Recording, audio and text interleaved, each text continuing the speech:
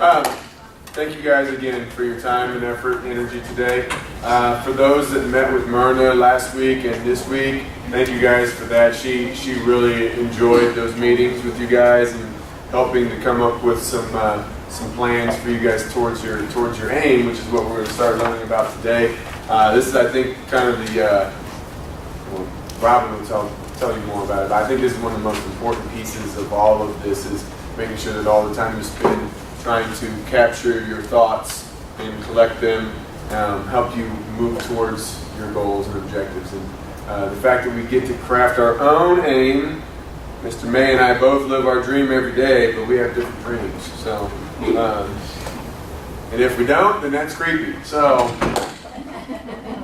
thank you guys again. Make sure you get the handouts, your cards for practice. And if you need anything from me from the past, I've got all of these that we've had so far. So if you've misplaced any of these and you'd like them. Yeah, I need one from last week. I have them in my office, but not right now on my person. Thank you, sir. Thank you, sir. Okay, well, we're going to get started. Yes. So you're on the downhill.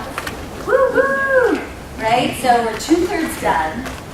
We're starting our last pillar today. So we've got three sessions on AIM. And, okay, it's funny because Alan said this is, an important piece. It is an important piece.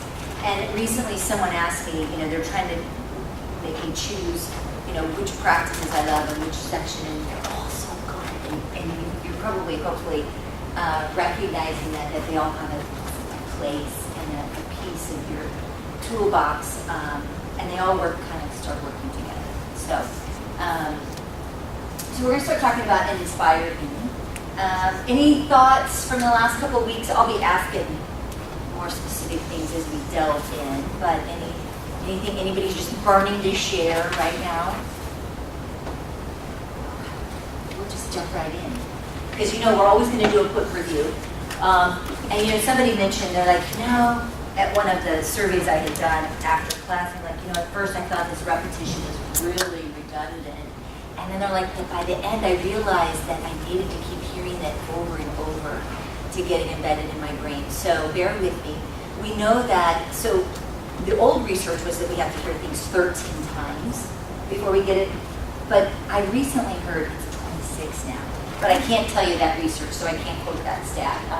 But it's a lot, right? So this is why we kind of go over it. But I'm going to put you to work today. So we know that we're always trying to build that self-understanding and awareness so we can create that lasting change. So our own awarenesses, hopefully you've maybe noticed some things in the last couple of weeks as you've continued to just live. There's always things popping up that we can learn about. So brain fact number 1. My brain and I work on blank more times than not. Ding, ding, ding. Nice job. Number 2. My brain is a blank guzzler. Got it. 5. Number 3. My brain assigns a blank to everything I experience. Awesome. Anybody notice any of these this last couple of weeks? Any emotional tags? Yeah, I've got some projects that. At home or work? This one has this and that homework, everything. Yeah. Remember, there's those degrees too, like +6 or 1, right? Or +12. Right. -2. I find myself procrastinating on all the negative ones, so not all the negative ones.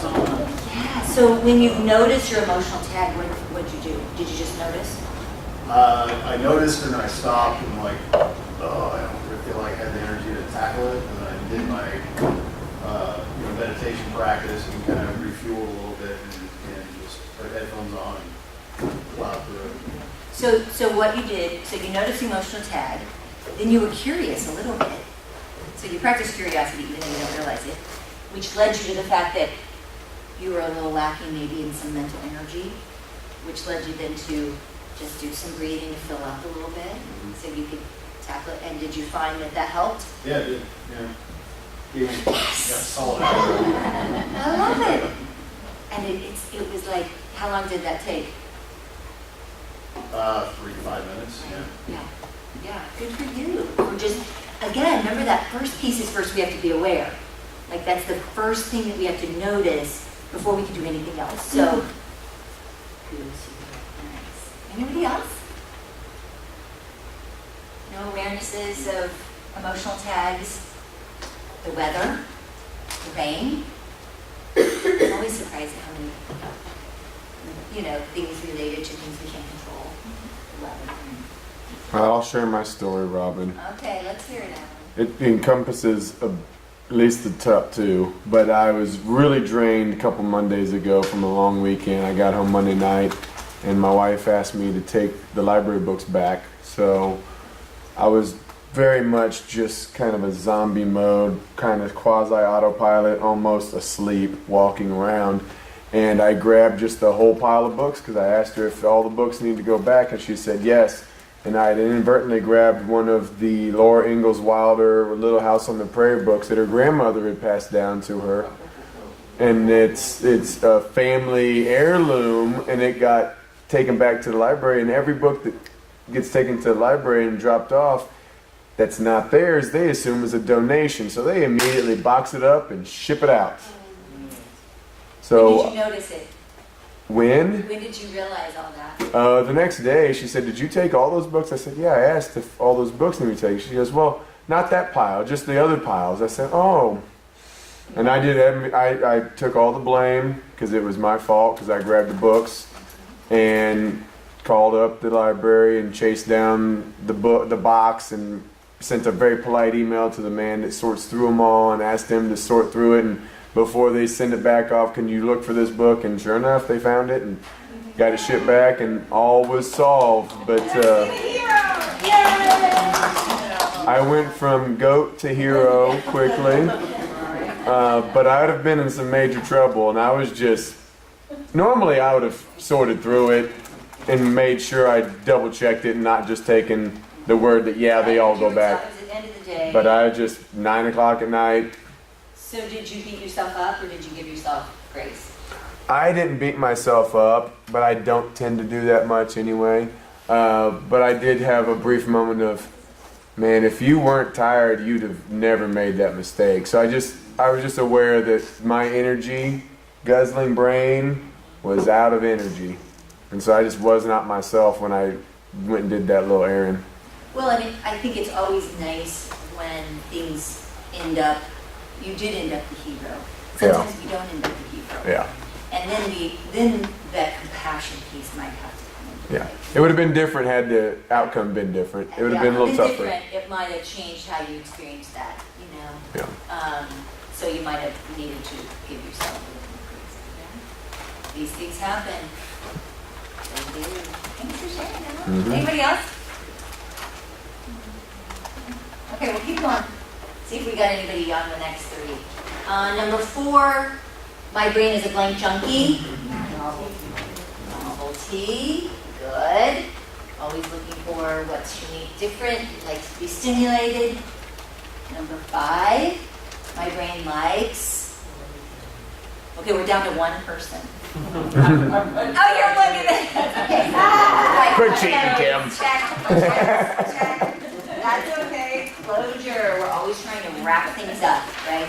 And that's oftentimes where that rumination occurs. So when we don't have closure or we don't like the outcome, if the outcome had been for Alan that he didn't retrieve the beloved, then our brain wants to change the outcome. So it'll oftentimes ruminate on those things because it's not the answer it wanted, right? So we just want to be aware of that. So we can navigate that. And I can blank my brain. Rewire. You're good. Yay. Awesome.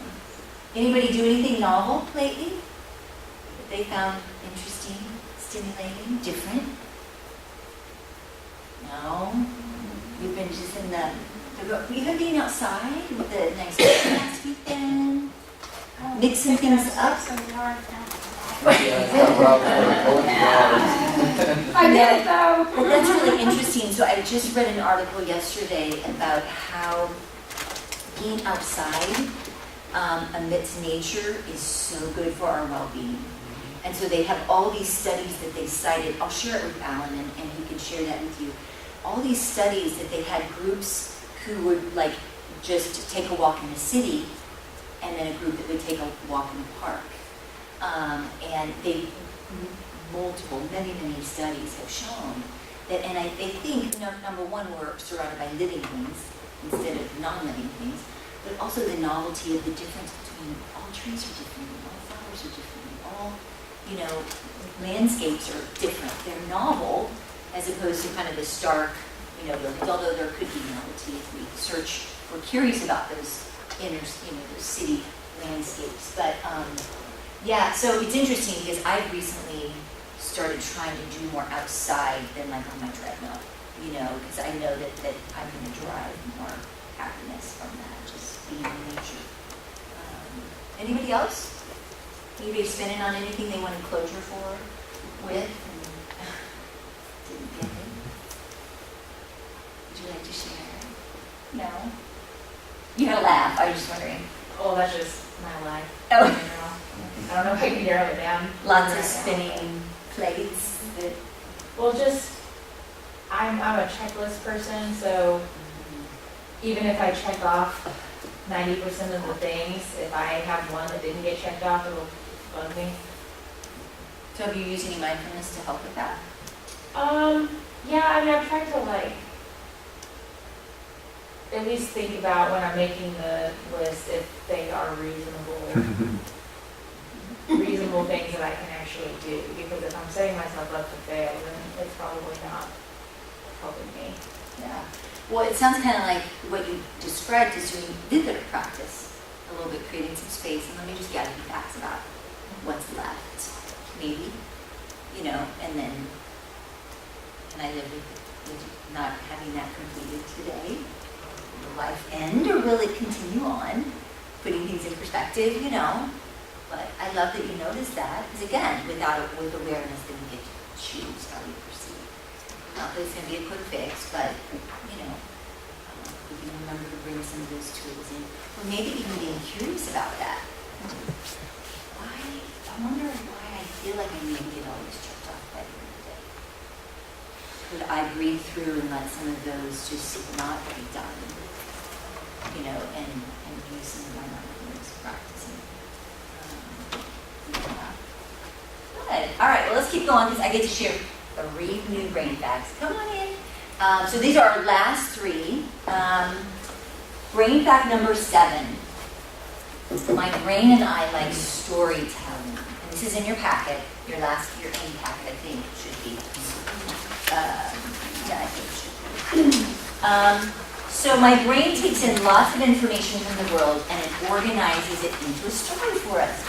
It's amazing. You know, our brain, as you already know, is just an incredible asset that we have. And so imagine if my brain had to analyze every little piece of stimuli coming in, it would be draining it, right? And remember our brain fact number 2, it's an energy guzzler. So it's always trying to conserve energy for us,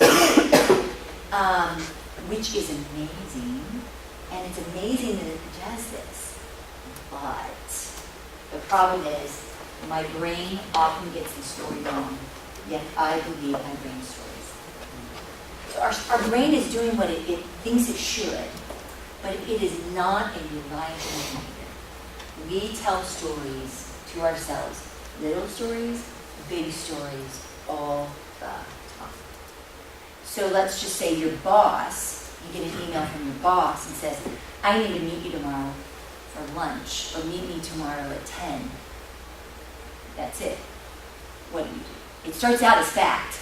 And then what happens? We immediately go to the negative, right? Oh my gosh, well, what do they want?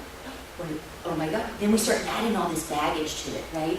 Because we're always looking for confirmation bias to confirm our story.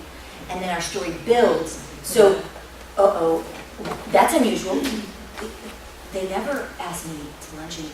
I did make that mistake last week. I wonder if that's what it's about. Oh my gosh. Did I hear that people are getting laid off? What if he's laying me off? He is laying me off. How am I going to pay my mortgage? I'm going to have to move in my parents' basement. They have mold because they just got water in their basement. And kids have allergies. See where this goes, right? We create these stories. and we believe them. We believe them with all our being, and we're coming to our own suffering. When in fact, maybe our mind was like, hey, good job. Notice you're doing something, or talk to me about your kids, because we have teens the same age. I don't know, right? We just do this. We do this in little ways, we do this in big ways. So we want to just be aware of our stories so we can catch them. And then we can question them. Okay, is this a story? Let me just pause, and let me just decide, is this story accurate? Do I even need to create a story right now? And I just push the pause button a little bit, right? So we want to start noticing our stories and what they're telling us. Brain fact number 8. No brain is an island. So I am a social being, and others influence my brain. We were designed to be social. We are social creatures. Not only our health and our happiness, but also our longevity determines that. It impacts that. My brain is also sensitive to inclusion, exclusion, and norms. And I'm always comparing. So the interesting thing with this is that this goes back to very primitive hardwired. So when we're talking about, okay, who can tell me that everything hardwired in our brain is to help us do what? Survive. Survive, got it. So, am I going to have a better chance of survival if I'm on the in group or the out group? Survival. In group. I got a tribe of people. We're all foraging for food. We've all got each other's back. We're keeping each other safe, right? We're always longing to be included. When you're out on your own, primitive time, your chances of survival decrease. Really important for primitive time, right? Yet we still do this. We still are extremely sensitive to being included or excluded. We're also always comparing, again, for that same reason. Higher up on the hierarchy we are, the higher chance we have for survival. Lower we are on the totem pole, it's less and less, right? So we're always naturally comparing where we are on that. Now, again, nowadays, neither here nor there, yet we still do. What creates a lot of issues? Can anybody tell me where this just runs amok in our world? Social media. Exactly. Internet, social media, right? We are constantly comparing. Everybody posts something. Oh, my good things aren't good, they're good for me, right? We're always constantly comparing. We are always feeling included or excluded. We weren't a part of that, we were a part of that. Imagine what our teens are feeling. So I have to tell you, I've known this brain fact for years now, and last spring I was on a trip with some girlfriends. We went to St. Louis to hear a speaker, and I drove because I like to drive, and we got there and we had dinner and we went to the hotel, and I found out right after we got there that a friend of mine, her husband, had committed suicide. So it was just, and I hadn't slept the night before, so it was this heaviness, and I knew it, I could feel it, and I was just saying, you know what, girls, I'm going to bed because I need my sleep.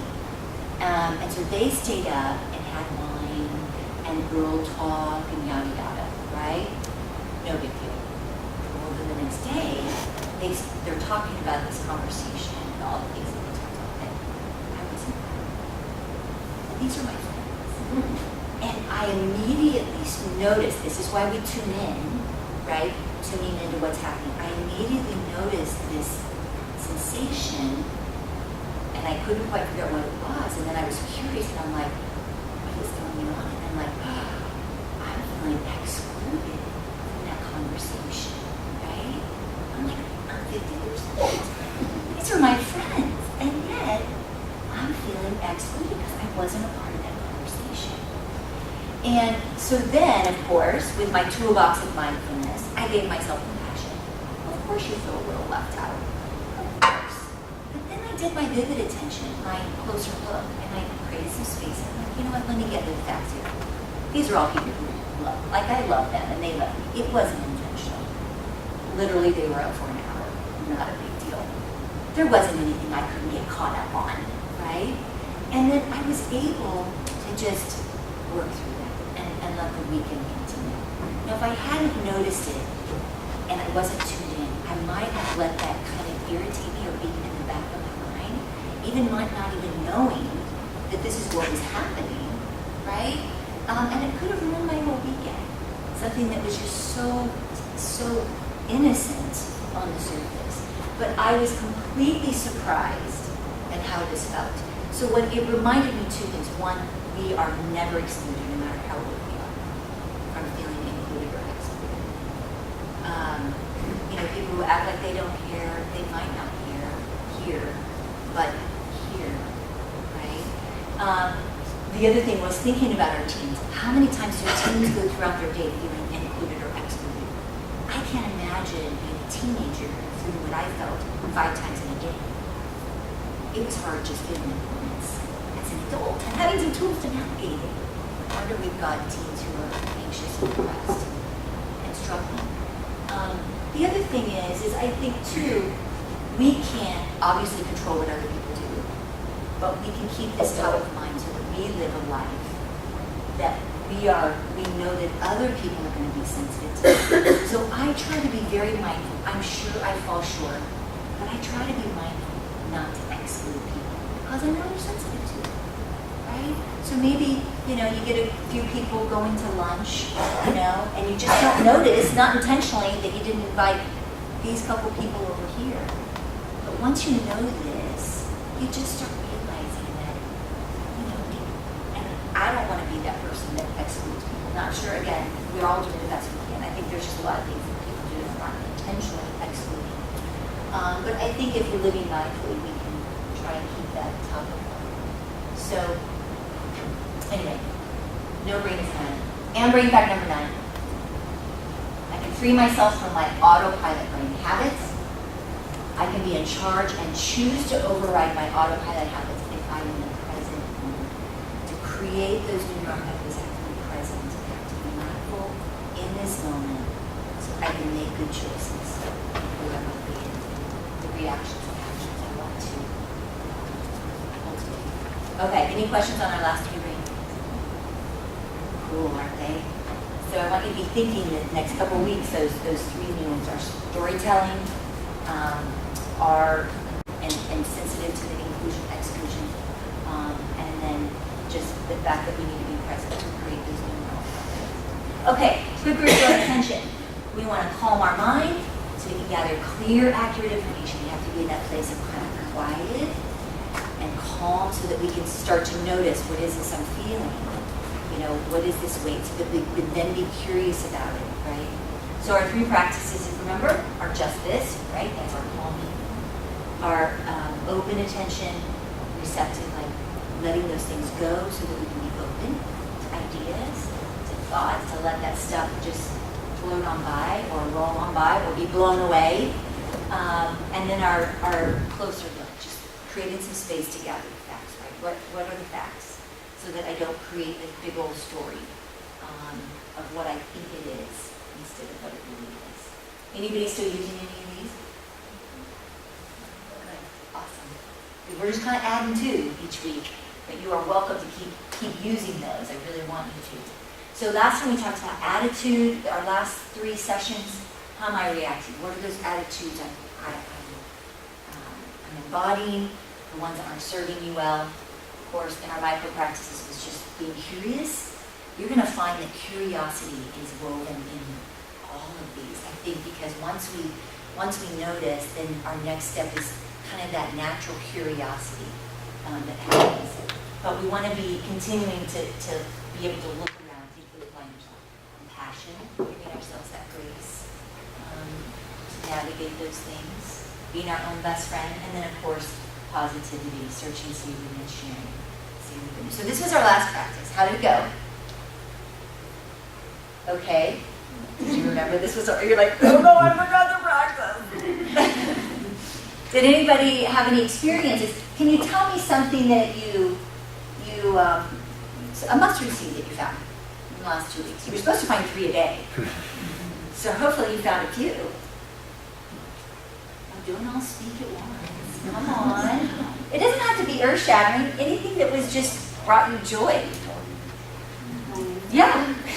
Let's hear it. So we have a litter of puppies. Yes. Yes. Lots of mustard seeds there. Lots of mustard seeds, and they're 8 weeks old last week, and so we had to go to the vet, which is like right down the road, at 4 o'clock, so I had my mom and my daughter stop by with them. And brought them in, yes, Oh. and brought them in downstairs so that, Jackie was here, and Yes. Melissa, so I could just kind of share my mustard seed. I mean, it was late in the day, it was a Friday. Love Yeah, I that. kind of had a puppy parade, and Yeah. everybody was kind of. Were you able to get rid of any that way? I know. That was good marketing there. People ask me like, okay, how much are you asking for them, but yeah, it was just a nice little break. So I thought I'd share my mustard seed. Everybody enjoy. So. And then Okay. somebody asked me today, what, no puppies? And I said, no. No. Puppies, no. Well, even with that, so I think, I mean, there's nothing better than a puppy or a baby, right? Those just increase our oxytocin and make us just feel good. And I think the trick, so at least for me, searching was easy. The savoring part was where I had to really practice. Did anybody have trouble savoring? Because that's just taking a few moments to like take it from here to here. Anybody have a little trouble with that, or did you find the savoring okay? Wow, you guys just have all kinds of things you want to share with us. How about sharing it? Anybody, you share your mustard seed with everybody. Anybody else? I shared my grandkid pictures. Okay. They're so cute. That's awesome. Yes. Of I'm course. one of those disgusting people. Oh, no, you got it. You know what? I mean, no, absolutely. Seems like mine are either crazy trivial or really personal. So, yeah. It's either way. It's like, the cup of coffee on Saturday morning was pretty nice next to the open window.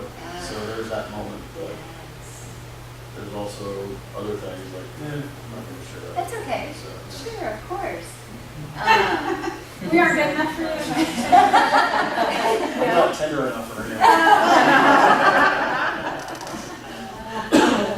Was anybody surprised? I mean, how did it feel when you just, started noticing those? Did anybody want to share did it feel like you were getting kind of filled up with positivity? I mean, that's our goal, right? Is to fill up with that positive emotion, like actually, remember that flourishing versus languishing, right? We're trying to increase our dose of positive emotions. It kind of reminds me of what, like you said, of like changing your spotlight too, because you can make it more positive than negative. Like my oldest boy is forever always, like if you're watching TV or reading or something, he'll come in and tell you some 1 minute fact that he just learned. And it usually annoys me, and I'll be like, pause, okay, whatever. So I really tried to not do that this last couple weeks and just happily stop whatever I was doing to listen to his thing. I think it threw him a little bit. He's like, Mom's really listening. Yeah, like he was done and then I didn't say anything or I didn't say anything, kind of irritated, and he was just like looking at me like I think he wasn't sure what to do. So I decided to try to enjoy those moments rather than not like him. I mean, he's 16, I'm not having a lot anyway. So, it's so true. Like, I think that you start to recognize, savoring that, just the fact that he wants to come in and tell you something. Yeah, You know? exactly. It's like, Yeah, he was excited enough, but the things he's excited about, well, of course, I used to just spit back the fact that he didn't care about that. He'll say, hey, I'm such a good parent. No. Well, good. That's awesome. Anybody else?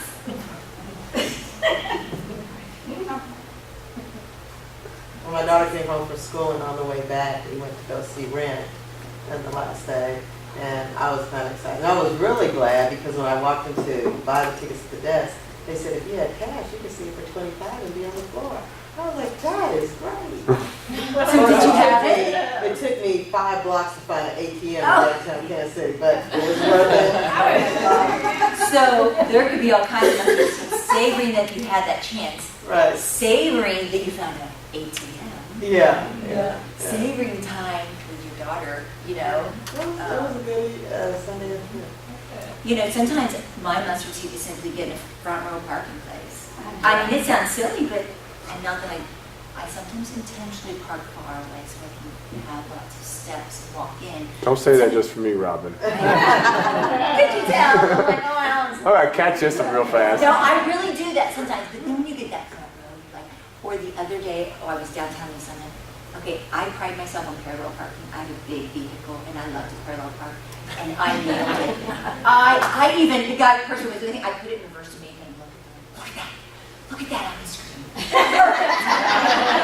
I was like, yeah. I don't know why. You were sharing. I was sharing. He was so happy for me. He's like, I'm just so it's the little things, right? It's just that's just what my little thing is. But so we want to be increasing our positive emotions, right? That's the whole point.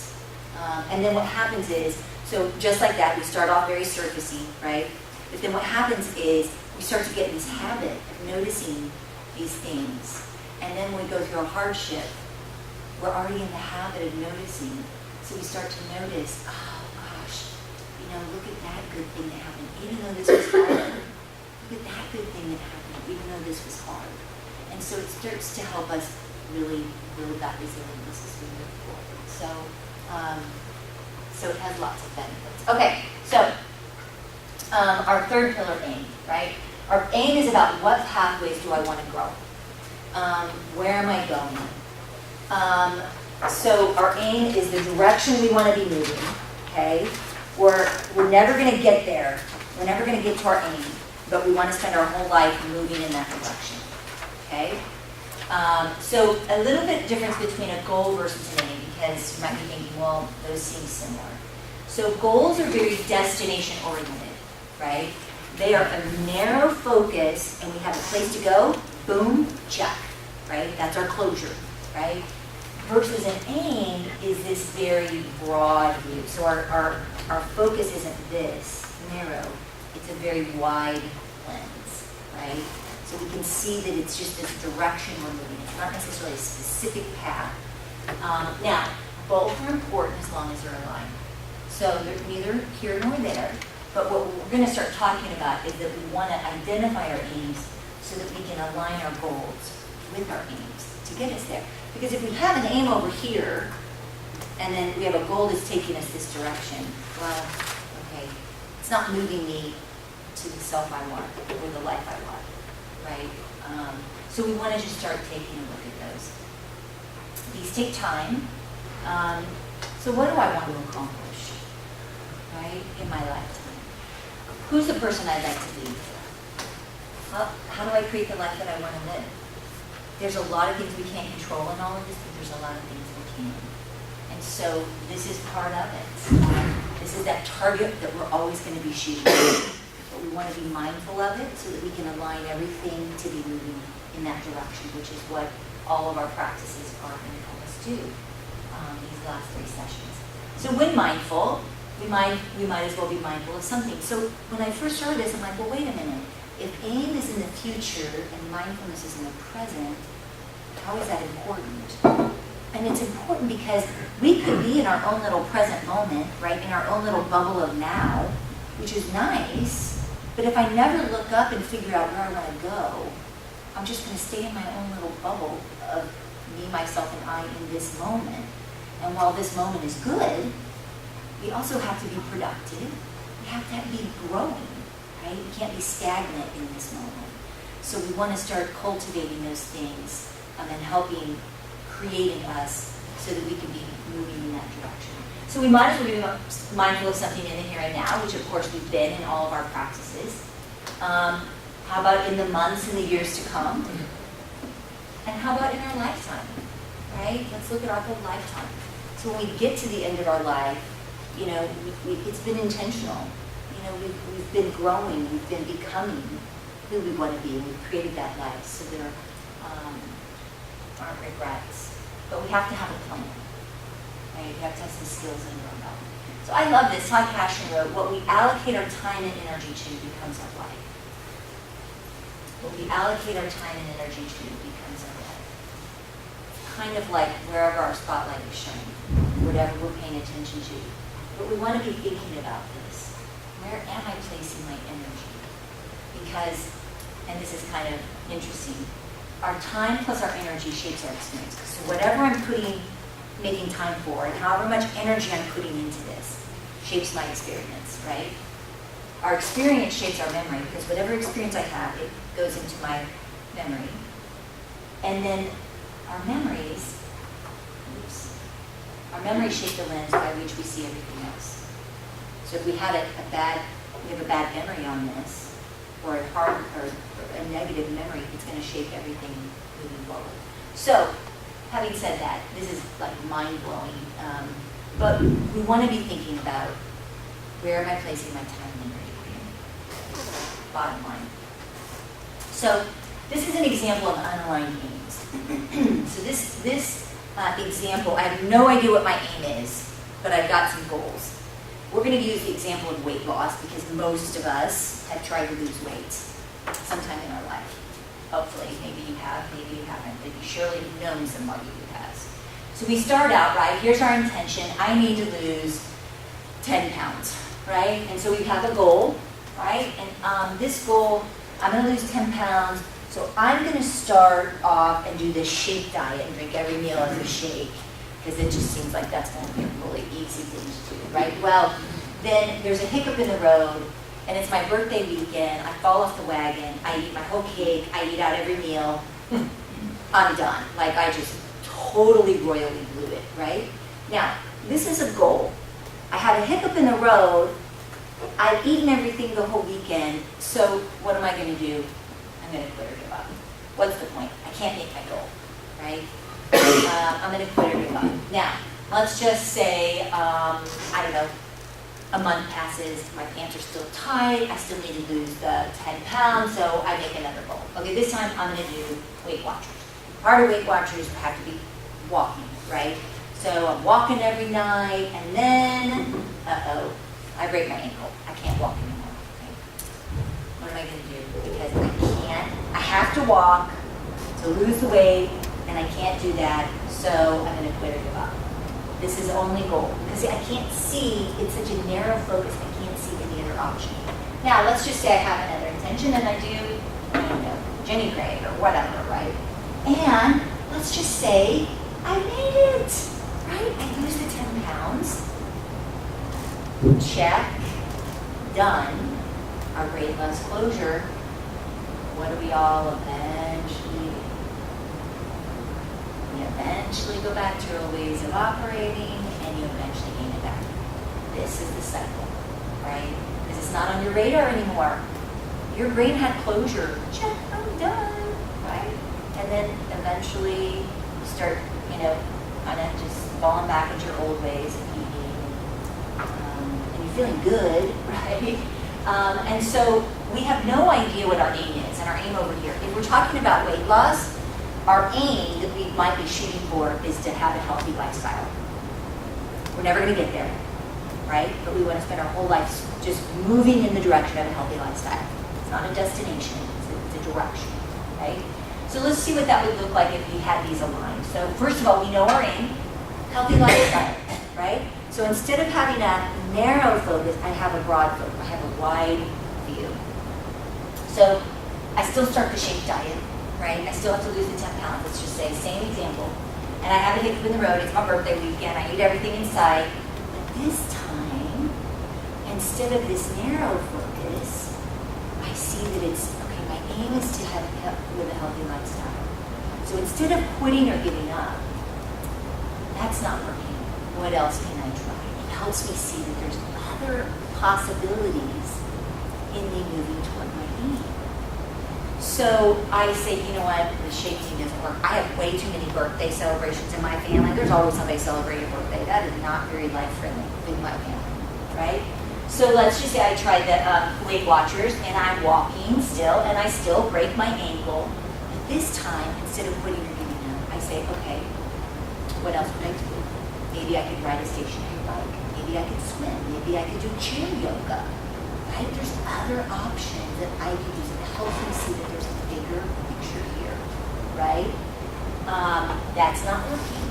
How else can I work it? So let's just say we do the Jenny Craig and we get to our goal. Yay, awesome. Now we have kind of a small closure right? Because we've reached that goal. But then what we do is then we say, okay, that goal's met. What's my next goal? To move toward my healthy lifestyle. So I've lost my 10 pounds. Now let me think. My next goal, maybe I want to start stretching, doing yoga. Maybe I want to start doing meditation for my mental health. Maybe I want to start, maybe I want to train for a road race. That's something I've always wanted to do. So then we set up our next goal, but we are always very mindful of the direction we want to go. Okay? So that's a little bit of a difference between our aims and our goals. I will tell you, aims take a while. I want to just be planting the seed today. They take some time. Initially it was like, okay, what are my aims? And I was wanting to just like write them all down. I was like, what are my aims? I know I have to have aims. I do have aims, but what are they? So they're this, for me, they've been very much an evolution. Like I just kind of let it sit and percolate. And I can come up with a few, but I'm always adding new ones. I'm like, I think that's an aim. I'm going to add that to my list of aims, right? And so I just want to encourage you to just let it kind of percolate. And just keep that top of mind of what are my aims? What is the direction I want to be moving, right? You've been talking a little bit about your aims with your work with the nutritionist and this program of what is your best healthy self. So you're on your way with that. So our first practice is cultivating an inspired aim. Inspired is the big yes. This is the spirited vision, and this means that we're going to fill up with inspiration so that we can take action. We know that inspiration evokes these sacred feelings, these just feelings of like, right? Just beauty, just this feeling that's, you can't always even describe it. It just fills you up. It also motivates us, and it nourishes us to keep on keeping on. So it fills us up for now. But it also fills us up so that we can have something to pull from when the going gets tough, because it always will. Right? So we have two kinds of inspiration. We have receptive inspiration, right? So this is what I'm inspired by. What am I inspired by? This is our deep awareness, plus our appreciation gives us this sense of significance, right? And each of us are inspired by different things. We think about when we see a beautiful sunset, right? It's a mustard seed, and we might just see it. And again, we're using our senses of sight. And for that moment, it's like time just stops. You're just taking it in, you're filling up, right? And so we're receiving that inspiration. And then we have expressive inspiration, right? So this is what I'm inspired to, which means our aspirations plus our spirit behind our choices gives us our call to action. So we have receptive, we're bringing it in and we're filling up with it. And then we have our expressive, which allows us to move forward. Okay? So I'm inspired by all kinds of things. All of us is different. It might be people, it might be objects of beauty, it might be places that we've visited or want to visit. It might be witnessing something amazing where people care for one another, right? And then we are inspired to cultivate something in ourselves or in the world, to take action, to change, right? But the trick is we have to be filled up in order to move forward. Now, in our world, a lot of us do a lot of this, giving, but we have forgotten the importance of filling up. Because what happens is when you're not filled up and you keep just giving, you run dry, you get empty, you get bitter and unhappy, and you're just, there's nothing there, right? And no, that's not a place, that's a place of languishing. We know, in fact, there's a study that recently came out, and it said that 4 inspired people do the work of 9 satisfied people. And I thought, oh my God, is that possible? So I started thinking, I was curious, and I thought, okay, let me think back to when I've been really inspired. And I'm like, I can see it, because think about it. You've been inspired, and you go above and beyond. You are filled up, you have this energy, you're like a force to be reckoned with. Like you're not counting hours or counting points. points, you're just like all in, right? And I think, oh my gosh, that is such a beautiful place to be, right? To be just filled up and inspired.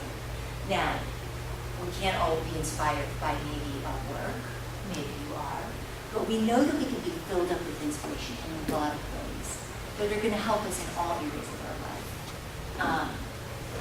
And so, really quick, inspiration is a lot like motivation. So there's this continuum, just a side note here. So on the left, we have no motivation. Okay, I don't do anything, I don't care. Then as we move up, we have our extrinsic motivation. So you think I should, and I think I should. This is where I do this for you, and then I stop. And then as we move up the continuum, we have I appreciate the outcome, I appreciate the process. The tipping point is here.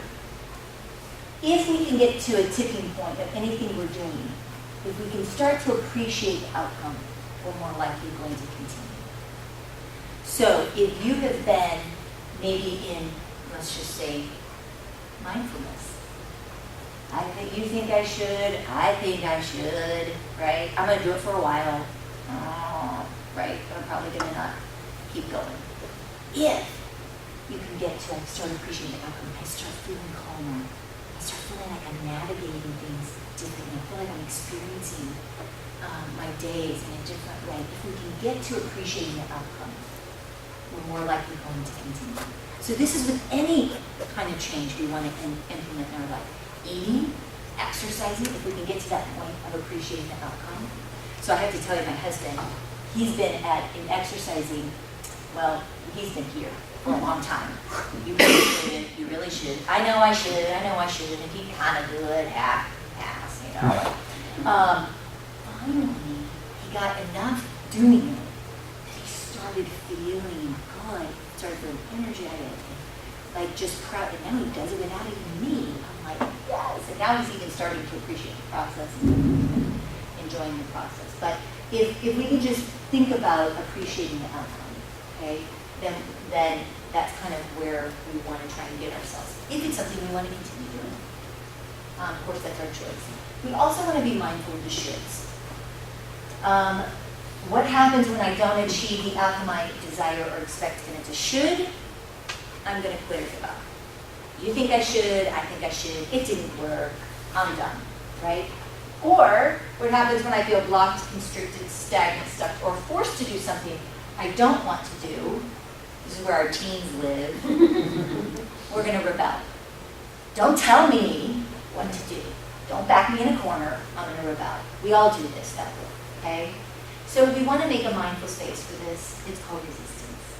So we want to start building awareness of what are the shoulds in your life. Shoulds kind of have a negative connotation. They do for me, because I'll say I should do this, and then I don't, and then I feel guilty. And then I say I should do this, and then I don't, and then I feel guilty, right? And it becomes this negative cycle. And so for me, it's really noticing where I'm saying that I should, and then just actually being curious about it. Like, okay, what am I going to do with that? I'm either going to do it or I'm not going to do it. So stop saying should to yourself, Robin. It's just my self-talk. Either plan it or just don't do it, right? But just live with it. It's either yes or no. Stop seeing in this gray area where I feel like I'm just, bleh, right? Or sometimes we can do a mindset shift where we can maybe start appreciating that outcome of a should. Or just reframing it in our mind, okay? So I want to encourage you to be thinking about the shoulds in your life and what you're saying to yourself, and I should, and navigate that. Okay, so our practice is called Your One Thing. So on your paper, I'd like for you to, does anybody have something to write with? No, I have some extra things in here. Remember, I should have said something about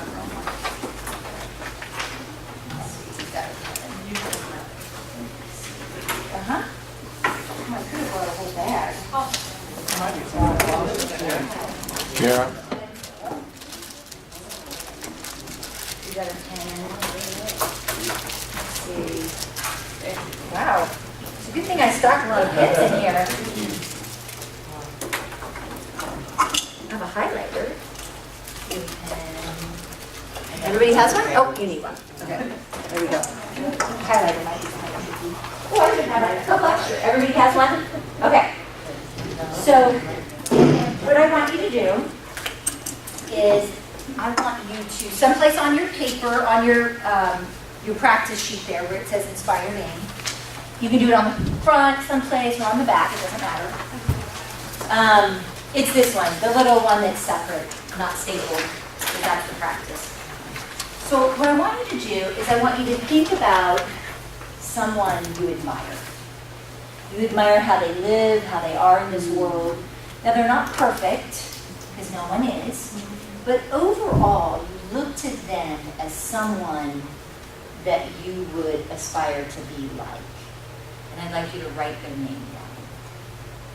It could be someone in your family. It could be someone in history. It could be somebody in the past. Somebody you know, somebody you don't know.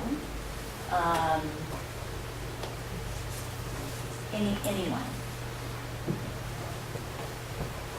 So write their name down when you have that name.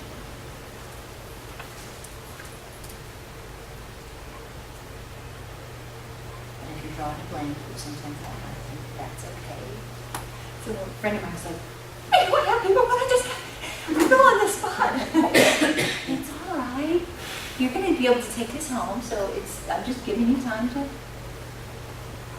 figure it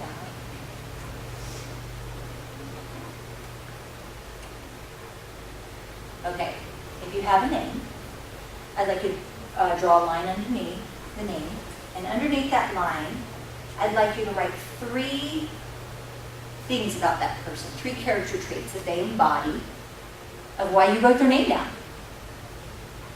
What are 3 things about them that make them someone you admire? You don't have to write a sentence, just a word, a phrase, whatever makes sense to you.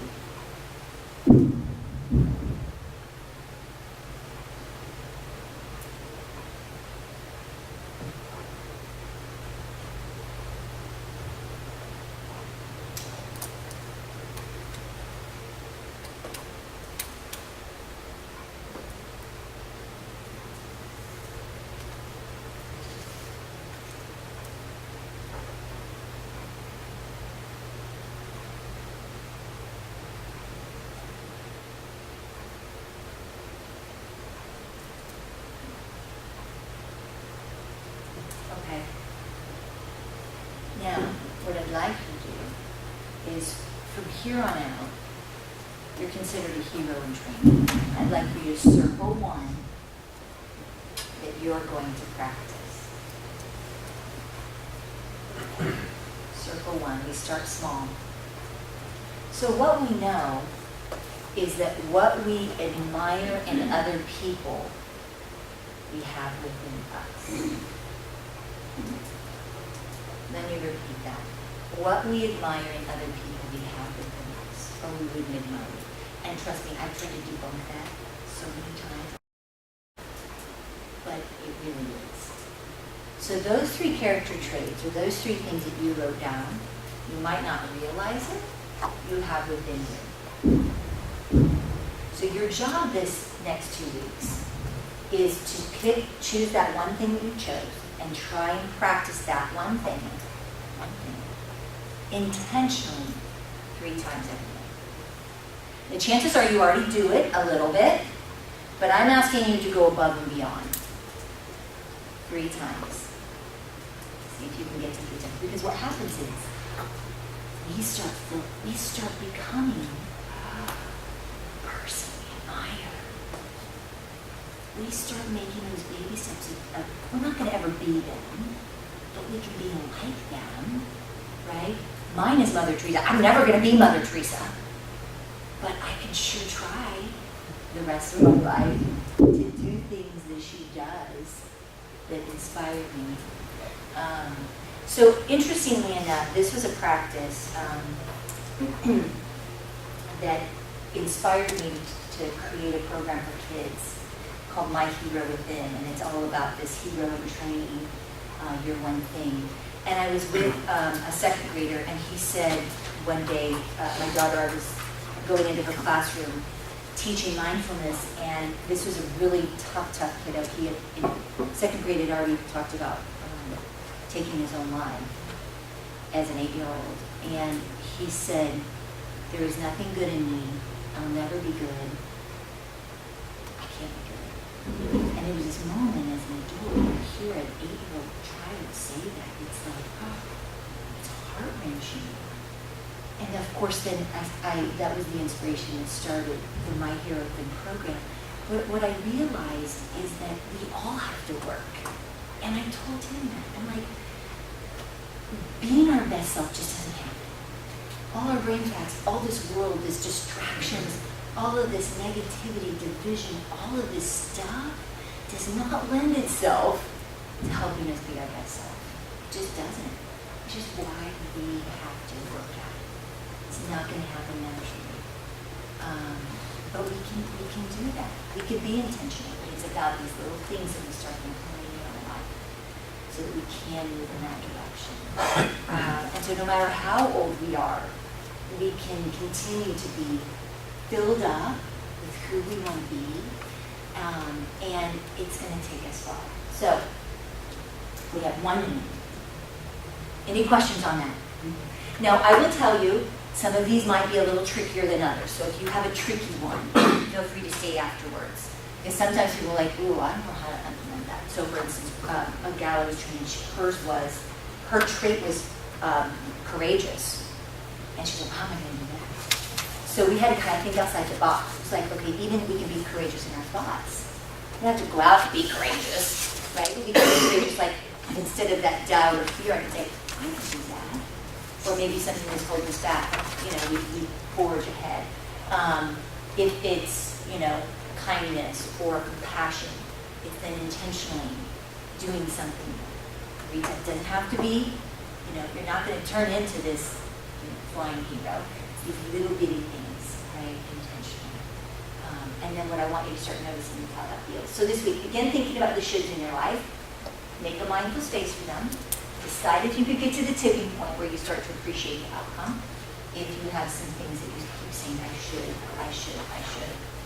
or for other people. Aim to imitate the person you admire in little ways 3 times each day. Notice how it feels to be moving toward the person that you want to be. Because it feels good to you. It starts to go on cells. So, and our quote to end with, the wise Henry David Thoreau, it is not enough to be busy, so are the ends. The question is, what are we busy about? So I'm hopeful that you'll be busy about filling up the inspiration in the next couple of weeks. Any questions, thoughts? Yay, we're right on time. All right, so have a good 2 weeks. We'll see you next time. Have fun. Be inspired.